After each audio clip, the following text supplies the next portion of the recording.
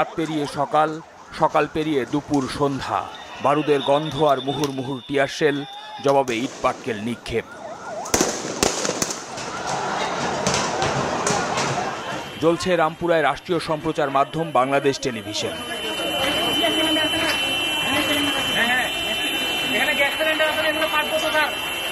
আগুন দেয়া হয় পাশের পুলিশ বক্সে। প্রগতি সরণির মেরুলবাড্ডায় সকালেই রাজপথে অবস্থান নেয় শিক্ষার্থীরা। আন্দোলনকারীদের রাস্তা থেকে সরাতে চাইলে শুরু হয় সংঘর্ষ। ধাওয়া পাল্টা ধাওয়ার এক পর্যায়ে রণক্ষেত্রে রূপ নেয় পুরো রামপুরা বাড্ডা এই সড়ক। ঘটে হতাহতের ঘটনাও। পরিস্থিতি নিয়ন্ত্রণের বাইরে চলে যাওয়ায় পাশের কানাডিয়ান ইউনিভার্সিটি অব বাংলাদেশে আশ্রয় নেয় পুলিশ সদস্যরা। বিকেল নাগাদ